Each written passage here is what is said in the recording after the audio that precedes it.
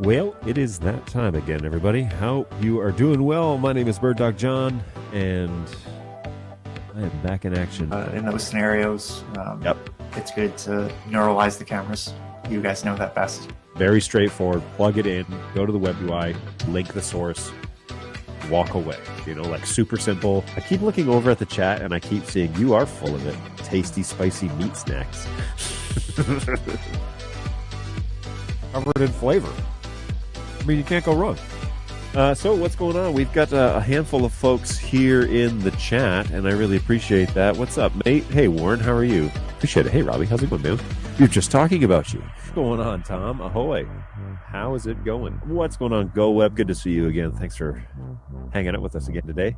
Appreciate that. Feel like I'm in this video more than anyone but John. It's true, NetApp. You are, I'm going to cut this up and put this in the next intro. What's going on, everybody? I am indeed Bird Dog John. And before we get going here, let me make sure things are functional. Certainly looks like it. Let's cut over to this camera. Hey, what's going on, everybody? A bit of a hodgepodge this morning. As you notice, my timer was set to give me a few extra minutes, and I was just sitting here and thinking, well, might as well giddy up with it. So here we are. We are live the day before. We'll see how many of you are around and available on a Monday morning, but happy Monday to you. And definitely happy Canada Day to you Canadians over on there, July 1st. We've had a big weekend. And, of course, tomorrow, the July 4th Independence Day here in the United States. And so a happy 4th of July Independence Day to all of our American viewers and customers out there. Really appreciate you guys hanging out with us. And, yeah, it's a little different, let's see, different format, different day. Not a whole lot to drive home, but my promise to you is that I'll be available at least for an hour twice a week on this show, and the office is officially closed tomorrow. Now, if you were to look at my office status right now, it's pretty much closed. There's only a couple of my guys that are here. Several other folks are out of town and have taken an extra day off, and so they've taken today, and then they'll be closed tomorrow. So with the holiday in full swing, please allow us a little bit of grace while we get back with you and your support requests. But by all means, reach out to me right now over on birddogjohn.tv and let me know what questions you have. If you've got any tickets open or anything like that, we can definitely go down those rabbit holes.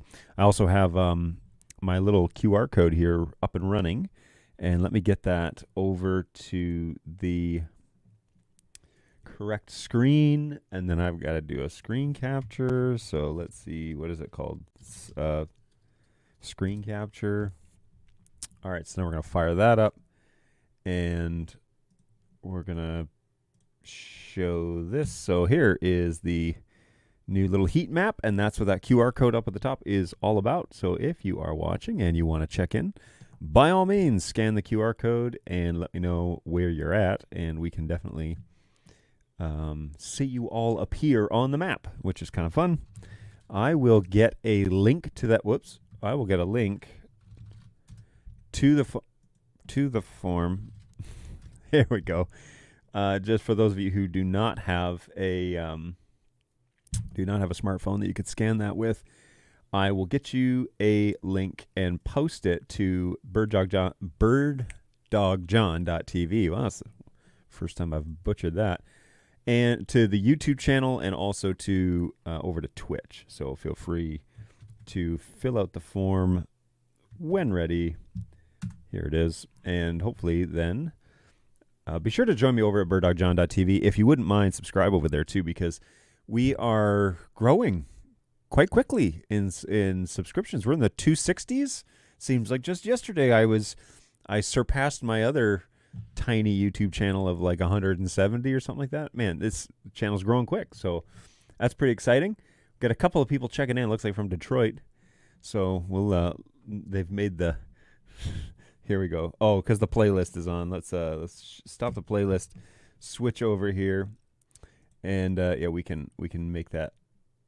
We can work with this here. So let's view in Sheets. Yep, a couple of folks checking in from Detroit. somebody over in Auburn, New Hampshire, Princeton, New Jersey, and in Perth, Australia. So thanks for coming along for the ride. Really appreciate that. Always a pleasure to have you guys along. Oh, somebody checking in from Dallas. Dallas. Yeah. Good times. Thanks, everybody. Thanks for coming along. Happy Independence Day, John. Thanks for all these awesome streams. Great information. I really appreciate you saying that. Thank you for throwing that out there. Sometimes you don't know what it is that you're doing and whether or not people are taking anything of value from it. But hey, glad that you are able to, Mr. Man, glad that you're able to glean something from this little stream we got going on. What's going on, Brayton? Good morning. Bird Dog Brayton, in one of my guys in the office, along with Frank Thinks. They are both present today. They're the only ones worth paying, apparently, because there you go. That's not true. I have a great team, and they work hard, and they deserve the time off. So however they choose to do that, I'm good with that. So as long as the entire office isn't out, because then I have to shut things down. But hey, the map's filling up. That's pretty cool. And I'm going to leave that up there for a few minutes. This is basically just the holiday special. This is a 1 hour. I've already been razzed a little bit about, are you going to keep it to 1 hour? So thanks a lot, Pandorica. But yeah, we'll do our best to keep it to a quick little hour. It's a fairly short day. If you were to look at, do I have the ability to show you guys Auburn Road? Let me see here. So Auburn is kind of quiet today. The support office is in Auburn Hills, Michigan, if you didn't know. And I have a P400. Ooh, that's fun. Yes, I've got a P400 that's on Auburn Road. It has a manual exposure, so the sky is just brutal. Okay, so let me see if I can do something about that. Actually, I could share this with you, I guess, while I participate. So we're going to do this. Whoops. Halvesy screens, and here's Auburn Road. Oh, somebody walking down the road. And it really did not like me moving it over to the other screen. That's why we were dropping frames. This poor little computer is just working like crazy. So, yeah. Whoa, somebody checked in from Paris, France. That's cool. All right, so here we go. As you can see on this screen, I've got manual exposure set. And so the sky basically looks like it's completely blown out. So let's go into our settings. We're going to change this over. Here's the thing about outdoor cameras is if you have them set to automatic, right? And then the sky changes at all, which it does multiple times a day, it's going to be kind of hard to follow along here. So let's reset these exposures. Oh, everything's already set to that, evidently. What do we got? What's going on here? We must have something happening here. Oh. Yikes. What's going on here? All this stuff. Oh, and it's focusing now on the grid of the exposure compensation. Doesn't really need to be like that. All right, so what if I were to... Oh, I got an issue with this camera. Not this. That shouldn't change anything, but... something's not right here. Full manual. Ah. Okay, so the iris does work. We're set to 30 frames, which could be an issue. Could probably go, with a nice sunny day like this, we probably could go fairly high. Oh, my goodness. It's a little bit hard to do this while focused through. Well, let's just do this. Yoink. Wow, this camera is like right up against this this window, so I'm very surprised that it is choosing to focus on the screen and not on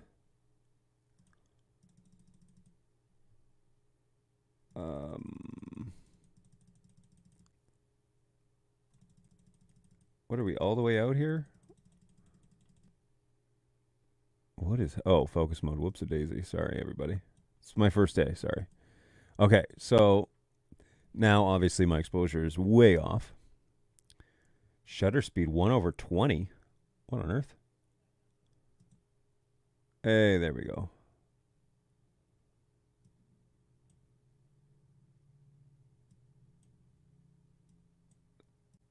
This is weird. This isn't changing anything. Something's up with this. Okay, so you know what we do? We go over to the dashboard and we give her a system reboot and we let it do its thing. That's weird. Very strange.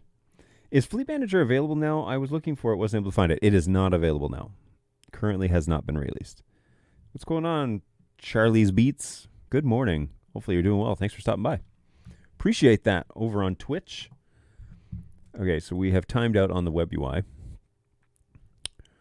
And are we ever going to come back? That's the next question. I do have another, like the PF120 is looking outside. This was kind of what I was going for, except you can't see the traffic. So this camera also needs to be fixed in terms of coloration. But, okay, now the 400's back. Support 400. And then we're going to go into cam control. We say log in. Put in my super secret password everyone knows to love. CPU is high on that camera. Yes, it is. What's going on, NetHab? Hopefully you're doing well. All right, exposure. What's going on here? Chip, chap, chip, man. Hey, there it is. Okay. Let's give this a try now. So we're going to go manual settings on this. I'm going to change this to 1/60. We're going to dial back the f-stop. And as you increase the f-stop, it focuses more on the screen in front. That's funny. So you kind of see the blue sky now. So now if we go full auto, hey. So it is a really nice day today in Auburn Hills. It's a nice little precursor to a holiday. And then I got three very dark colored vehicles. Both mine, my F-150 here, and the other vehicle here is just black. Then there's a new car in the parking lot. And give a little showcase here to, you may have seen a similar vehicle in the parking lot earlier, but somebody got a new vehicle. And it's the same color. It's the same shape. It's the same company, but it's a newer model. It's pretty nice. So, yeah, there we go. The response on this is kind of slow, you know? Anyway, so that's not too bad. Hopefully that gives us an idea. So you notice that Auburn Road, the whole point of this, folks, was that Auburn Road is not busy at all. Normally this is filled with traffic on a regular basis, fairly steady flow. But today being the 3rd of July, the day before the holiday, it is kind of slow. So, okay. Now back to the show where it really matters here. I know this is what you guys are here for, seeing your little dot appear on the heat map. So the QR code at the top of the screen allows you to sign in. You know, I haven't even looked on like YouTube to see, is this thing on? I'm sure it is, but we will. Man, I'm getting, kids must be playing near the front door because I'm getting all these notifications saying there's motion at the front door. Somebody's at the front door. It's like, yeah. Installed a camera. I got another one. Installed a camera on my front door. All right, there it is. Yep, sounds good. This over the past weekend, and it's beautiful because now I can tell when stuff arrives. So that's kind of handy.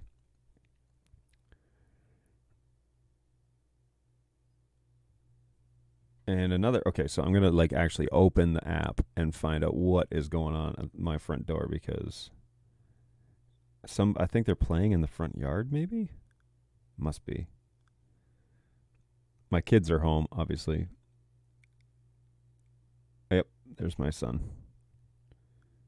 So he's just hanging around by the front door. It keeps triggering the notification. That's good stuff. Okay, let's get to the chat. We'll find out what's going on. CPU is pretty high on that camera. Yeah, it was. I'm not too sure what's going on. Frank says that the vehicle is green. It's his. Spoiler. Watching on both YouTube and Facebook from Perth, Australia. A little disappointed, but not super surprised by the delay release of the X120, given the lack of media hype. Yeah, I don't. I'm actually not on the product development side, so I do get brief updates as to where they're at with launching. I don't think the X120 is quite there yet, but we certainly don't want to launch anything that isn't ready, right? So if it's not ready, we'll wait for the engineers to sort that out. Winnipeg is pretty hot today. Hey, you need to check in if you're over in Winnipeg. Go ahead and scan that QR code. I got to get somebody from Canada on this one. What's going on, Randy? So yes, we haven't launched X120 and Fleet Manager, and those two things might be related. But we're trying to make sure that things are ready to go at launch, and that's been a big part of the kind of the new phase in which BirdDog is navigating. And so we are, in the past, we have launched things early, and there's been a lot of people who have wanted their hands on things, and we released them before they were really ready to be in everyone's hands. And so trying to learn from our mistakes, I think, and that's always a good thing. But that usually means that if something goes south, we will probably need to fix that before it goes live, right? So things have not gone south, but they are being developed right now. I can promise you that. It is like one of the highest things on the list. So that I can assure you. And same with Fleet Manager. There's a lot of conversation about that because there are a lot of customers who have requested early access to that. The problem is that every single piece of every product has to work with it. And so you have to test every single thing that you have. And we've got like 40-something products. So whenever the final version comes out and it works with everything, then the question becomes, okay, do you launch an alpha or a beta or something else that allows you to work with some devices or not? I don't know, but we'll see. We'll see what sort of developments happen over the next little while and when that will be ready to go. I suspect that they'll have to say something at some point. I don't know. I do not know what the plan is because I'm not down there making choices. From the perspective of Australia, things go north. Touche. But if they go down, do they still go north? I think that's the idea, at least. If they were to, because technically down is Russia. Anyway, it's confusing, especially when you look at a map. Then it's hard to picture a map and then put it on a ball, right? So. Anyway, yeah, whatever. That's a pathway I'm not willing to go down. It's Monday morning, folks. It's a little bit tricky here, but so yeah, I want to provide the hour though, the support hour, just like we do every twice a week, just because that's the promise. And so I decided yesterday that I would do this like holiday special 1 hour on Monday. We will not have a show tomorrow, but we will on Thursday. So plan to come back and join us, and of course, by all means, join me over at birddogjohn.tv. Now, on that channel, on that YouTube channel, you know what? I'll do you a solid here, and we'll go over there together.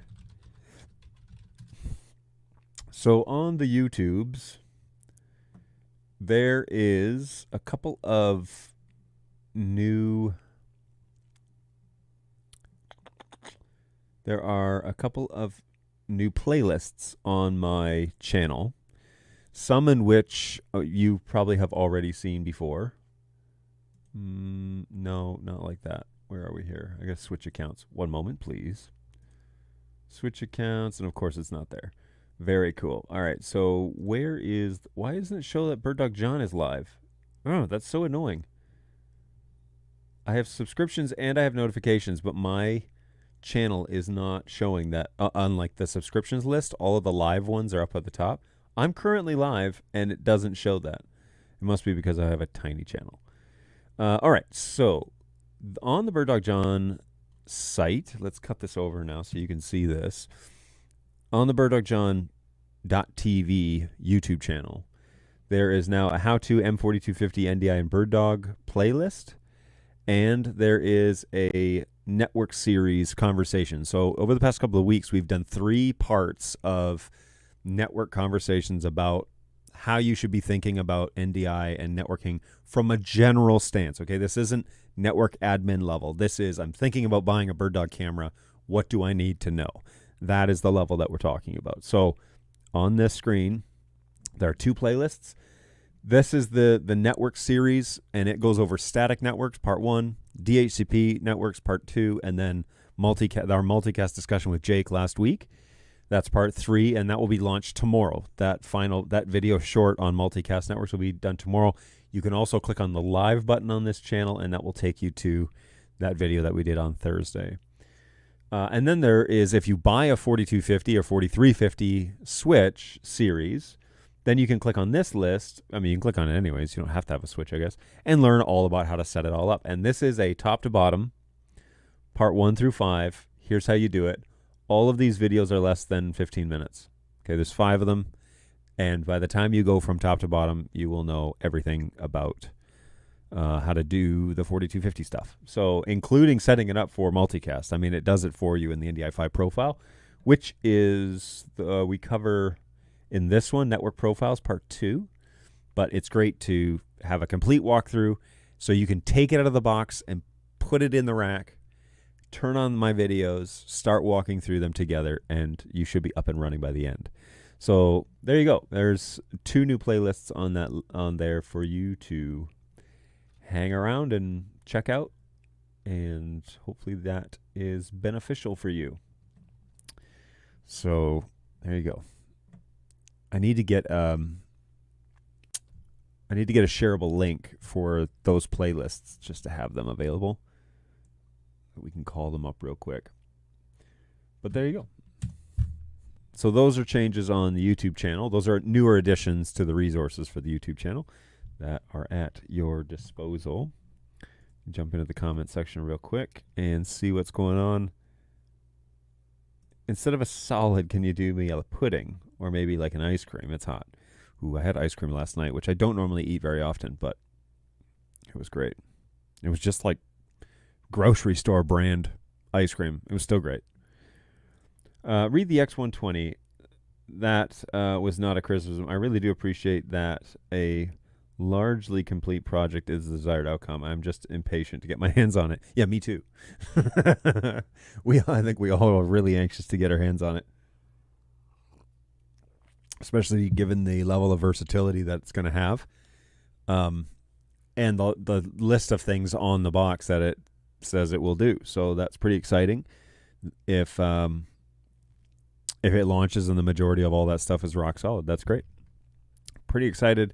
I think there's a lot of people that are looking forward to having a low bandwidth Wi-Fi version camera. I mean, it says Wi-Fi production camera, which is, to me, is kind of funny because you've compromised, like not the camera itself, but like your production. You've compromised your production in terms of going low bandwidth, high latency over, for whatever the price is going to be. If it's, I forget what the going retail price is right now, but anyways, for whatever it is, I mean, you can get a P120 or 110 and wire it up and do the NDI network, and then you get low latency, high bandwidth, but like super high quality. I was playing around with the HX protocol a little bit because I needed to get exposed to it a fair bit more, and yeah, you can definitely see a difference in terms of quality. Like if you're used to looking at full NDI streams and then you switch over to an HX stream, most people are not going to notice. But if you're the guy that does it all the time and you've been in the NDI realm for a while, yeah, you definitely notice. I mean, I noticed that there's a bit of a difference. And I look at these cameras all day long, every day. That's what we do. So I'm driving. I haven't seen the QR code yet. Where is it? It is in the top right-hand corner of my screen. But I'm happy, Randy, to dump it in the chat for you if you'd like. Here is a link in the chat. And Please be safe while driving. But that's the forms link, and then you can add your pin to my heat map. I love this thing. I think it's so cool. So now the next level of this integration is to have an option where you can just hit a button on the form and it submits your geolocation. So just based on your IP, right? Now, for those of you who are using VPNs and such and whatever, fine. Yes, that wouldn't work. But if you were just an average internet user, you could just click out, submit my location, and it would drop a pin at your. It's not extremely accurate because, for example, when I look up my address, it says Warren, Michigan, which is south of here. It's 30 minutes south of here, which is where the Comcast main center is. One of them is, which is who we use for internet. But it would still be Michigan, still be close. And on a global scale, the difference between Warren and Detroit or Warren and Auburn Hills is minuscule compared to, this global map. So it would be different if I said, like North Bay, Ontario, that would be further up, but it's still only less than an inch on this map. So, yeah, Anyway, it would be really cool to have that as an option. I'm trying to think of easy ways for it to be very non-hindering, right? Like you open the app, you just hit a button, yes, I want to submit my location, and it puts it on the map. That, I think, would be super helpful, not only for what I'm doing here, but for multiple places. Wondering if there's a way to integrate a site and dump that information. Well, anyways, the ideal would be that I could integrate it and put it on the Google form, which I don't see a way to do that just in the 10 minutes I looked at today. A way to put it on the Google form where you just click a button and it submits that information for you. But if you know of some way to do that, integrating a geolocation either through Google Maps, this is through Google Forms, it's free, but I think it's pretty good. I wish you could manipulate the pins a bit, like the colors you can manipulate, but in terms of the size of the pin, it's a little ridiculous. So it gets they're like huge dots compared to the actual globe itself. And I guess we could zoom in on parts to really see where people are. But I'm not sure if it's going to work very well. Whoa. No, that did not work well. Oh, but I could make your dots smaller. Ooh, that's fun. Okay, yeah. It does something wonky with all of the borders, though. Check that out. So let's go back to 100%. Yeah, the borders get flooded. That's strange. So I like that. That's cool. Hey, check it out. Somebody's way out here, and I don't even know how to say that. That's cool, though. Hey, welcome from way out in the ocean. Glad you could join us. That's pretty cool. Yeah, so we've done the networking series. We did the 4250 series. We've done a studio tour. We've done 2 of those. We've done what else do you guys want to cover? Do you want to talk about I don't even know. Oh, we've done microphone talks, right? So I've talked ad nauseum about the RE20, which is this guy right here by Evie. Thumbs up. By far my favorite microphone I've ever used for this function, and quite frankly for pretty much any function. Yeah, so really cool stuff. Hey, thanks, John. I'm listening to your live podcast, but not watching the screen. I understand. Oh, okay, cool. So this is more like a radio show for you. Well, that's cool. I should figure out how to get some call-ins. That's kind of like what we did on Thursday with Jake. He joined me, and man, that guy, the dude is a wealth of knowledge, and giving him 45 minutes to say whatever he needs to say, that's the amount of stuff that he knows, especially about Bird Dog Cloud and about the product line and whatever. Giving him 30 minutes is like a tease. It's like a trailer for a movie with that guy, because there's so many places to go. He has done tons of workflow integrations. He's had all these conversations with all these really strong people in the industry, and it would be great to just have him on the show for like a month, but he's a busy guy. So we're gonna have to figure that out. Oh, it's New Caledonia in Oceania. Oh, that's fun. Well, welcome aboard. Love it. I love that people are checking in from all over. And that's a LinkedIn comment. So, hey over there at LinkedIn. I don't actually know if you're watching on LinkedIn because StreamYard doesn't tell me. So do me a big favor, scan the QR code with the QR code that's right here and put your pin on the heat map. Super cool that you're able to do it. And I love this idea that we can all kind of see where everybody's checking in from. You know, BirdDog is a global company, and same with the support system, by the way, is that we do global support out of Auburn Hills. Sometimes people think like we have a U.S. office and we have an Australian office and we have a Europe office, whatever. We don't. We have one support office for the entire company, and that's here in Michigan. You should see the faces of BirdDog users who live and work in Michigan and find out we're in Michigan as well. They get pretty excited when they find that information out. So we have a couple of guys that bring their stuff by, just like drive it by. Most of the time, people ship things to us, and then we have this global network of technicians and tier 1, tier 2 guys that work at distributors and a whole bunch of stuff. We're also working on onboarding a lot of people who are distributors and technicians and that sort of thing, so they can help their local distributing ring, their retail circles, with like repairs and troubleshooting, advanced troubleshooting. And that is something that Brayton has been working with me to get put together. It's received great reviews from it's a higher level like technical stuff where we're trying to like get parts into the field and whatever. So a lot of coordination, a lot more than we had originally anticipated for what that was going to look like. But I think from the customer's perspective, hopefully it will provide more options in the future for customers to have their stuff taken care of. So I'm pretty excited that that's coming together. And Brayton's done like a half a dozen videos, and they're all great quality. They're getting a great reception online through that course that we're offering to our distributors. So good stuff. The P240 has XLR input. I wonder what your mic would sound like through the onboard preamp. I don't think there is a preamp on the 240. I think it has to be a balanced source. So it would need to come out of my preamp into the camera dongle, which also those cameras don't ship with that XLR dongle, so you have to order that separately. It's the same one. Is it Atmos? Who is it? They have a breakout cable like that, and it's 2 in, 2 out. It's a cool little cable, but I don't have one, so I wouldn't know. Dante Bridge video. Ooh, that's a good idea. I think we've talked about Dante Bridge, but we haven't actually done a Dante Bridge video. Like, I don't have one on my site, so that's a good idea, Frank. Atmos. There it is. Yeah, you would know because you have to tell customers that all the time.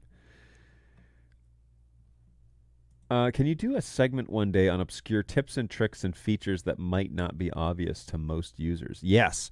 Matter of fact, I have. It's not like a whole...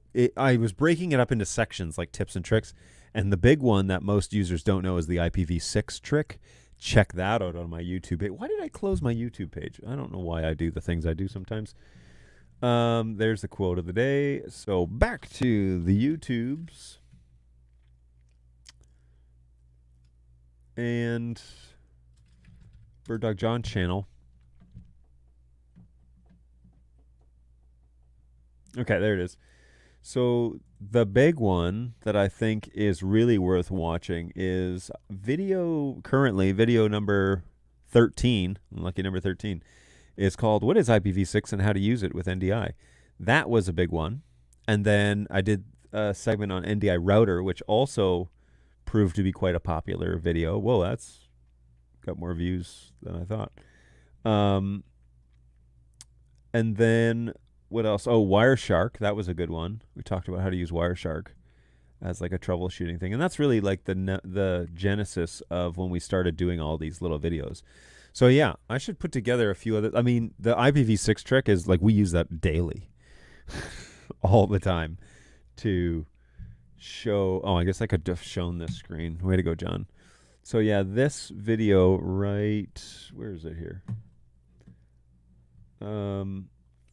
That video right there, what is IPv6? That is probably like one of the best unsung tricks in the troubleshooting realm. And then I do an overview of NDI router, which I really like. I should check out the other tool sets, because there seems to be a lot of information out there on tools that people need to know about. So tools is a great set of instruments. Didn't want to say tools again. It's a great set. It's useful, especially just troubleshooting in general, but getting off to the races with NDI and starting to realize its potential, that's a good place to start.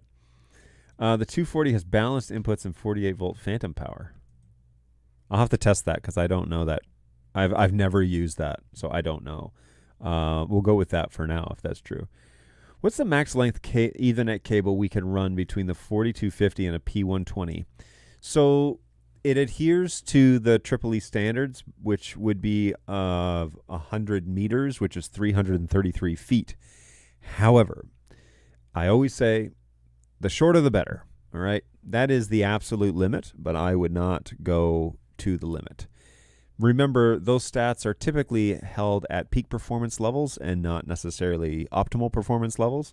So shorter is better, but 100 meters is kind of what you're allowed to play with between a 4250 and any node, actually, for that matter, network node that adheres to the networking standards. That should be the go-to understanding about that whole expectation. What's going on, GoWeb? Good to see you, man. Hey, that trick saved my bacon 2 weeks ago. Bacon. I lost a camera in the IPv4 network. I found it over IPv6. That solidified you as a genius and trusted advice. That's funny. Not genius. It's just helpful to have that as a tool, you know, especially if you lose it on the IPv4. IPv6 works on a different level. And I mean, it's still an IP, technically an IP, layering system, but man, I cannot wait till the world goes to IPv6 because it's going to be so much better. So much better. And matter of fact, we've already been there for like 10 years. You just don't know it. Hey, happy post-Canada Day. One moment, please. And happy pre-Independence Day. So, I don't know what to do for that. Yeah, Independence Day is coming up quick, and the office is officially closed here in the U.S. because apart from me, I am the only non-American in this office, and one of my co-workers lives in Canada but works here. So we're kind of close to the border. Windsor and Sarnia, for that matter. I cross at Sarnia because it's closer for me in terms of where I'm going. But one of our ticketing agents, she works she lives in Windsor, Ontario, and she commutes into the office a couple days a week, and then she works from home a couple days a week. So, and that's working out pretty well, from what I can tell. Hey, you've mentioned that you were reluctant to convert to vMix. Was the previous preference OBS? Is there any comparison between the two? And if not, would you be interested to try? I can do that comparison right now for you if you'd like, because I'm actively recruiting people away from OBS to vMix. Yes, it has been a weird year. Let's say 12 months ago, I was functioning in OBS at the beginning of last year. And then I had some catastrophic failures. So I went from StreamYard from my home office to OBS to here. And then OBS was struggle busing the whole way with what I was trying to do. So then I went to Wirecast, and Wirecast Telstream was nice enough to send me a code so that I could try it out and see how it works. And I did that for 3 or 4 months.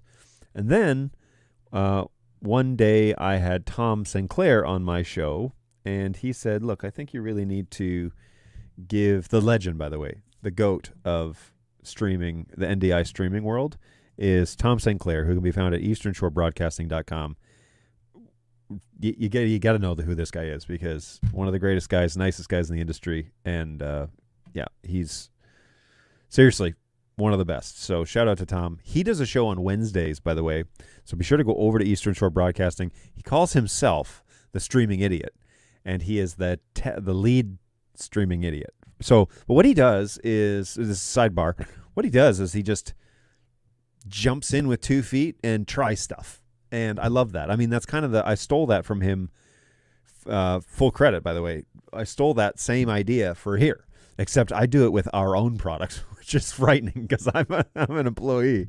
So yeah, when I'm unboxing something and trying it out for the first time here on the show, that's a level of trust to the engineers, which is good. It needs to happen. But yeah, he has a show over there, easternshorebroadcasting.com, or The Streaming Idiots, which is on YouTube. Check him out. He has like 7,000 followers, so he would be the guy to know. But hey, if you want to help me out, go to birddogjohn.tv. That's my YouTube channel. And you can subscribe to that show. And we have a good time. We hang out here and chat and whatever and take in all your NDI questions. Okay, so back to the request of would you be willing to do a comparison? I could do that right now. Maybe I should save that for a show and talk about migrating from OBS to Wirecast to vMix. And maybe I'll do OBS to vMix and then OBS to Wirecast. But I am currently in a vMix studio, mostly because it does everything that I want it to do. It speaks NDI natively. I've converted at least one church over to using vMix, and probably another one, hopefully, in the next 6 months. But you know how church budgets go. So that could be 6 years for as fast as that is. So yeah, we are... The thing about vMix in general, I find, is that when you add a source, the program is optimized to do that. Whereas with OBS, it just had a big update, by the way, and that caused some issues at the congregation I was helping. But they just had a big update, and you have to reinstall NDI5. You got to reinstall the runtime thing, and you got to navigate through Reddit and all that stuff to figure it out. What a disaster. vMix updates come out. It works with NDI. It works with all your audio inputs. It works. And so for the most part, vMix has been operating pretty well. I do also really like that I can load. So the reason why I went to vMix, here it is. Here's the reason why. I went to vMix because they do playlists.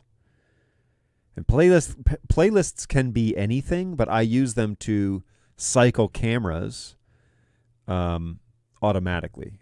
So you've noticed that it's been like this for a little while now, but I've just turned my playlist on. And so we will cycle through the cameras that are in my studio that are set up to watch me, and you'll see that kind of, go through the playlist. And if I'm not showing the desktop, then I can turn the playlist on and we can walk through.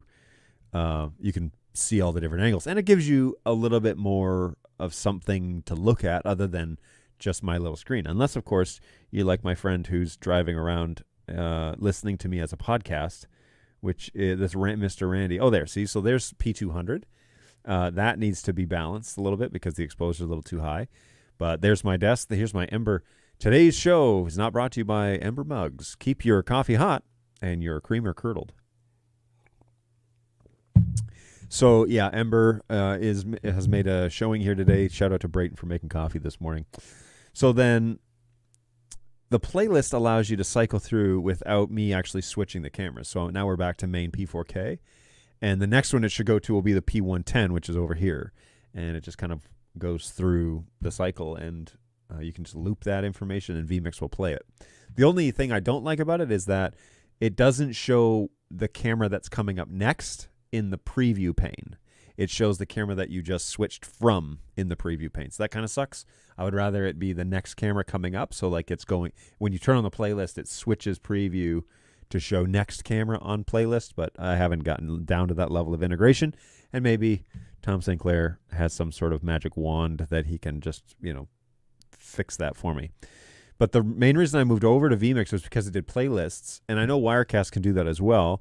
But Tom was showing me one day on the show, and I said, okay, that I really wanted that function because I wanted this to look a little bit more dynamic than just me, like a talking head at, a random bust shot, which is what this is, but that it would move around my office a little bit and give you something more to look at. So I'm using that primary function. Well, then then you start loading things in, and vMix does that very well. I can show videos, I can play music, I can, bring in video NDI sources, video and audio only, whatever we want to do.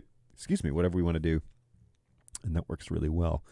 So I like it. I mean, it seems to be working for me. There's the P110, works for me pretty well, and it gives me some variety, and I can save all this and shut it down and reboot it, and everything seems to load up all right. So that is, but I could do an OBS review.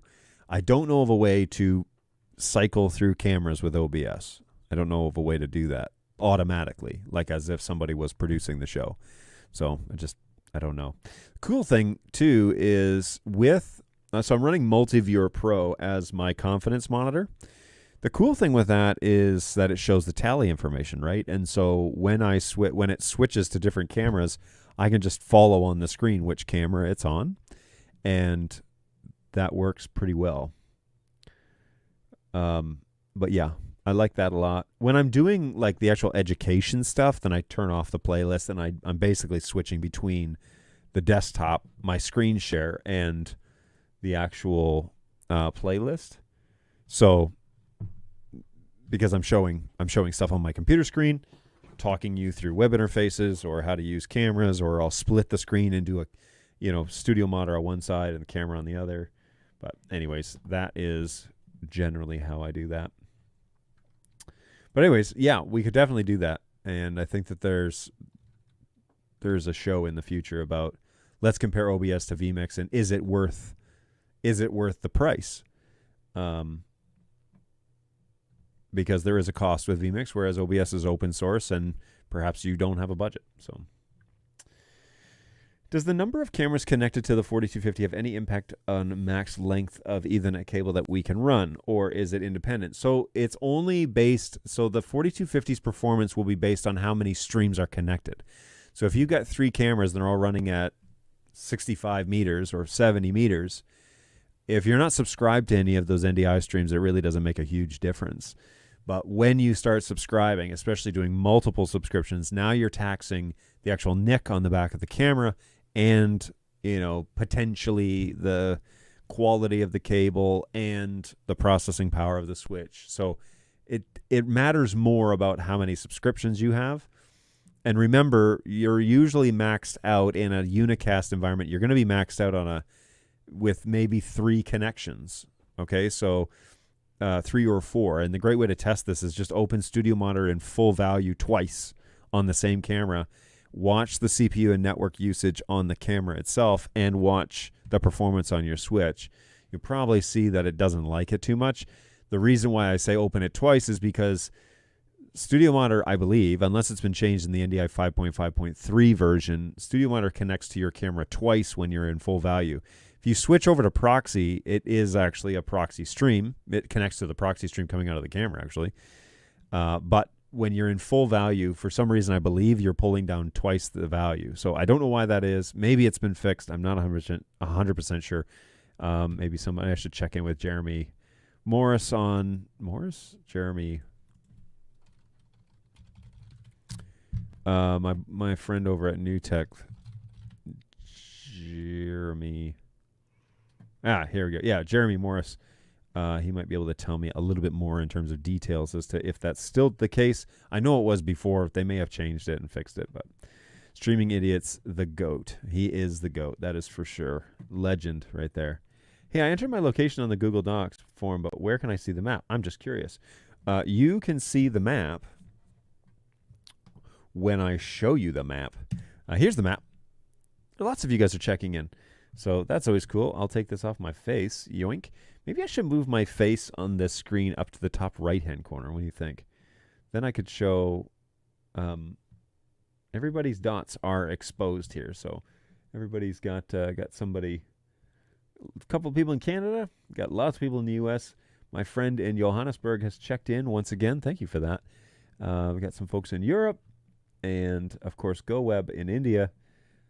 Our friend that likes to stay up late in Perth, and then a new friend in New Caledonia. So fun stuff, man. I love this. This is so cool. But there is the actual screen for you, Fritz. Hopefully that works. If your camera showed a random bus, that would be a very dynamic show. I vote for one from Batman. It's true. It traditionally this would be known as a bust shot, mostly because it's my head and mid stomach. But yeah, okay, I get you. vMix rocks. Using dozens of licenses around the country, including for heavy-duty broadcast TV programming. Really cool. Fritz Goldman, the legend. I don't know. Are we allowed to talk about your employer? Because you come from a very rich broadcasting background, as I recall. Thanks for hanging out with us today, man. FYI, I'm looking to do lawn bowls streaming. I.e. Ryan Bester as a Canadian example, like this over on Facebook. Switcher is the usual tool for low-budget streaming. Okay. Well, if I jump over to Facebook, I might be able to see more of that. Let me just take a peek at that real quick. So, Australian Open, the Queensland. Okay. So what are you using to stream that? Is that you're just using OBS or whatever? Because I mean, vMix is probably a great place to start. Mostly it seems to be able to it seems to take the widest swath of use cases as far as I can find. So I can do like an informational support broadcast and stream it out as I need to. But a lot of churches use it. A lot of production bases use it. A lot of community groups, a lot of schools, sporting events. It is, if I were to put it on a playing field, I mean, vMix and Wirecast kind of dance around. They're different programs, okay? Wirecast is built differently and does things a little bit differently than vMix does. Whereas vMix, you kind of build your sources and then show them. And once you get your brain wrapped around how that all works, then you can start adding in like triggers and stuff. So if I go to this source, it can do actually well. Here's a great example. If I go to that, let me jump over here. If I go to this source, I have a trigger that plays the Among Us sus sound effect. And you can change that to be, I have multiple sound effects that's linked to, but it just does that. Now, if I switch to that source, it just does it as long as I have it unmuted. But, it's just one of those things that you can add. You can add in all these shortcuts and triggers. So if, for example, one of the problems I used to have was I would turn on my camera, but my microphone would be muted and I wouldn't know. So instead of that, I just link in each of the cameras. I force this microphone to turn on when I put this camera on, because when I'm on camera, I'm going to want a microphone. And so I always turn this microphone on by a trigger, or is it a shortcut, a trigger? I think it's a trigger. When this camera goes to the program pane, this microphone is always on. So you can map that out. You can also use Stream Deck. You can also use X-Keys, which I highly recommend.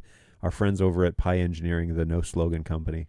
I highly recommend X-Keys because you can use X-Keys to trigger all sorts of things, and that works really well. They're basically MIDI commands or keyboard shortcut commands, and you can marry those commands inside of vMix to do whatever you want to do. So it gives you, and they come in various sizes too. So I have what is this, 24? Yeah, I have a 24 button one, which seems to do what I need it to do.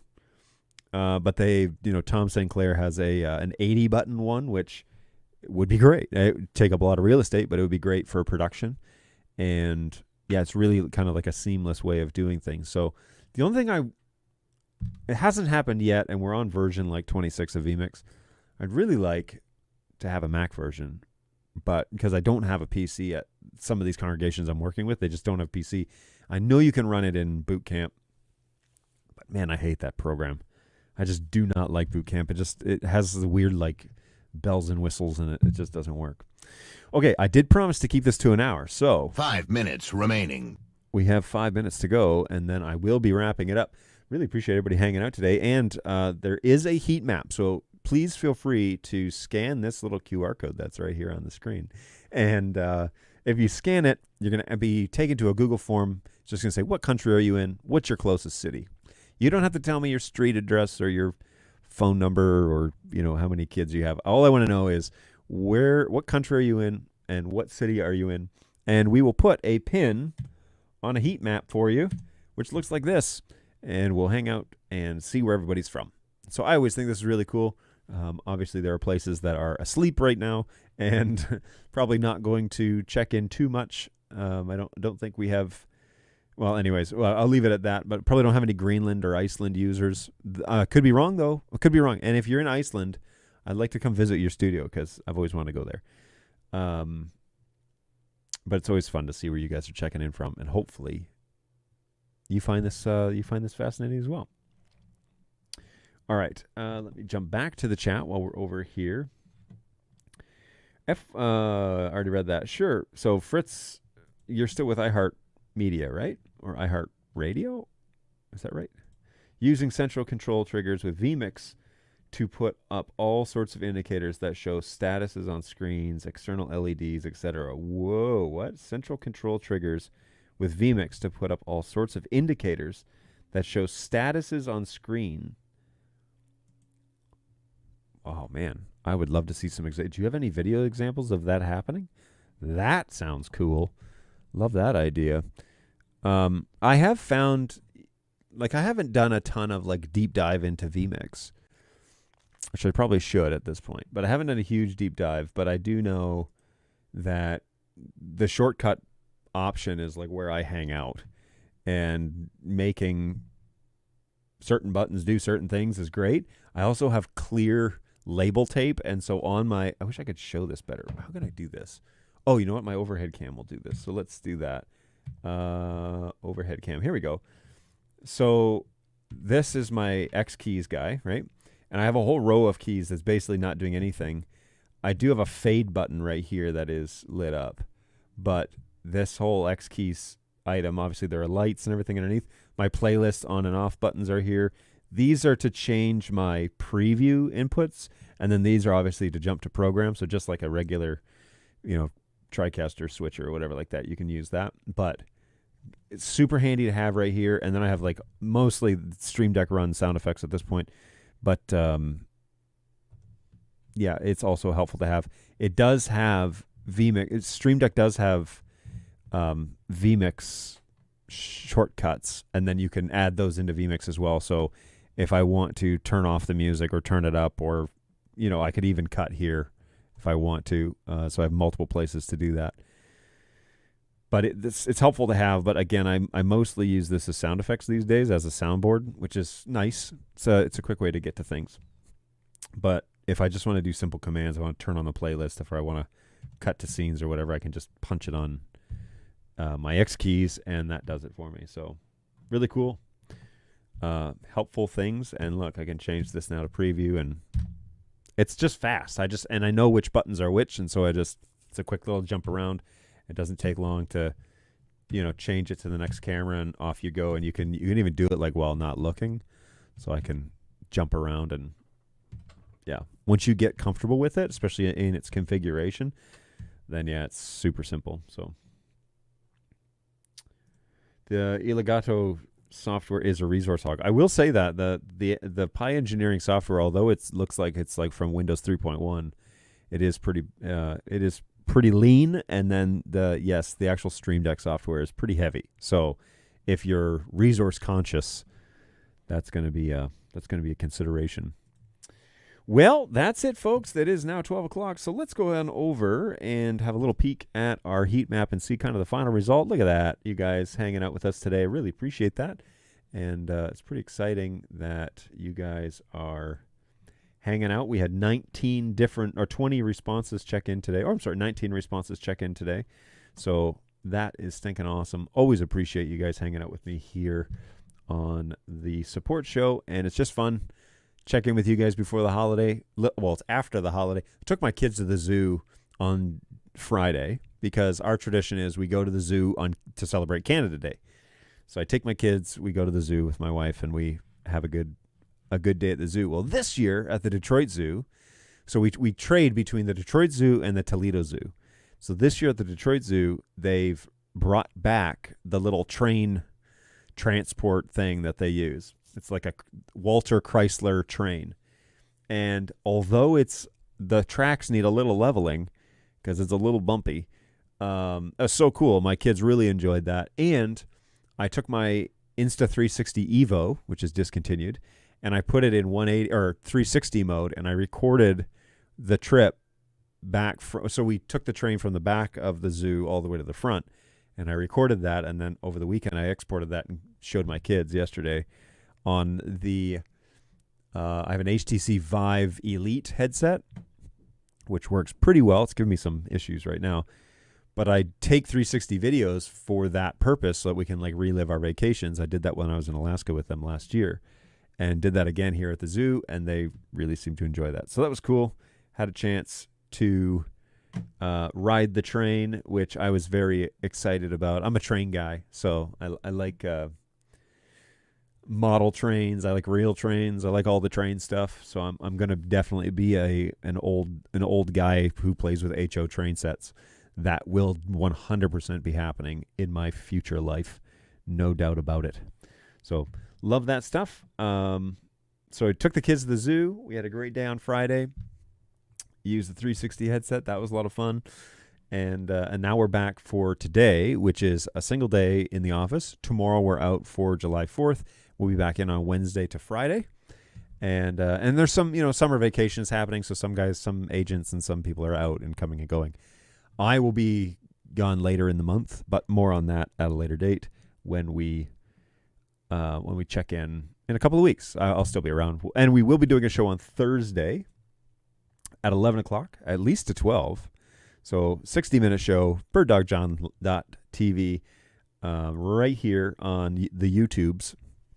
We'll definitely be hanging out and spending a little bit of time on Thursday chatting about stuff. I actually really like this idea of compare and contrast to OBS to vMix, and I have a lot of experience with OBS and a lot of experience with vMix. Well, not a lot, but a good chunk of experience with vMix. And I really think that that's a great idea. And so maybe that will be Thursday's show. Why not? Why not do that? Look, guys, I really appreciate you hanging out with us. And, hey, from Johannesburg, what's going on? Heinrich, good to see you. I'm trying to route audio outputs from a TriCaster to a Yamaha Rio 1608 with no success at the same time. I'm receiving all 16 mic inputs from the Yamaha. Please help. You'll have to visit the Illinois Railroad Museum. I definitely should do that. I would love to do that. You're trying to do it via Dante. Well, I'm not a Dante guy, unfortunately. I'm not going to be too terribly helpful here. You're trying to get the audio outputs from TriCaster to the Yamaha. How are you converting them to Dante out of TriCaster? So that'll be the next question. Is it Dante Bridge you're using? Because if you are, you have to turn on Dante Bridge, but then go to the controller, the Dante controller, and link the sources in there. So do TriCaster NDI outputs, right? If it's NDI audio, so come out of the TriCaster via NDI audio if you're using Dante Bridge. Come out via Dante audio. Come out via NDI audio. Open Dante Bridge and click on NDI to Dante, and then go to the Dante controller software. Okay, you got to download that as well. Controller software, and link your NDI audio outputs from TriCaster to the Dante Bridge, and that will then convert them over to... That's not true. Hang on one second. Give me a second here. Let me think that through real quick, because Dante controller, hopefully this doesn't destroy my... I'm assuming you're using Bridge, because that would be the only way that you do this with anything Bird Dog related. Whoa, look at that performance drop. Jeez. Remind me later. Oh, another process is metering the ports right now. Yeah, I'm sure it is. Okay, so here, 1 gig connection. That's fine. Close it down. AVIO. Where is Dante Bridge? Oh, crap. I didn't mean to open this twice. That's gonna significantly suffer my Dante Bridge. Are you sure you want to open Dante Bridge? Do you know what you're doing? No. Oh, and I don't have a license. Fantastic. Dante Bridge in desktop apps. Is this one registered? No. Okay, so that's interesting. I've actually plugged in the AVIO devices here on the network somewhere. Anyways, if you are... Okay, let me think this logically through before I pack up the show. If you are coming out of TriCaster NDI audio, you want to turn on NDI to Dante. And then you want to select the sources, the NDI sources that you want to convert to Dante, I believe in there, in the app, in the Dante Bridge app. And then those Dante sources are then routable via the controller. Okay? So if you are going from NDI audio out of TriCaster into Dante Bridge, turn on the NDI to Dante option, and select... You may need to select the sources before you turn on NDI to Dante. I can't remember how it's actually mapped out. But you want to select your NDI sources that you want to convert to Dante channels, and then they should be available to then route via Dante controller. Okay, that's how that should work. Hopefully that works for you, Heinrich. If not, hit us up at help@birddog.tv, as always, and let us know. But thank you so much for... That was a good little brain exercise for me. Okay, folks, I do need to pack it up. We do need to get going because now we're 7 minutes over, and I promised that I'd keep it to an hour. So we're going to try and get as much of it done today. Have a wonderful holiday for those of you who are in the U.S. Hopefully you're planning on enjoying a day of rest and enjoying the great freedoms that this country offers us, and especially this one and the one north. I enjoy those freedoms as well. So looking forward to having a bit of it has been a kind of a quieter week, but by all means, hit us up at help@birddog.tv if you have any questions, and we will try and get to you as quick as we can. Understand that the office is kind of closed for some odd hours this week, but we will for sure be in Wednesday to Friday. So most of us will be here Wednesday to Friday. And again, Thursday, don't forget to join me from 11 to at least 12 o'clock. Usually it's 1 Eastern time right here in the U.S. for a live support show where you can ask any of your NDI questions that you'd like. And we can walk you through. One more time, show the heat map. That's pretty cool. That's pretty neat. I really appreciate you guys coming along for the ride and volunteering your location information for us to see where everybody is. This is when the map is this small, it really does feel like we're all kind of together. Although there are people on the other side of the world that are watching this show right now. So good on you over there in the SEA area, because that's a late night for you. But take care of yourselves. Look after one another. It's pretty important these days. Look after those around you, and we will look forward to talking with you again on Thursday right here at birddogjohn.tv. Hopefully you are doing well, and we look forward to meeting with you once again in just a couple days on Thursday. We'll chat again. Take care, guys. Have a wonderful start to the week. Bye.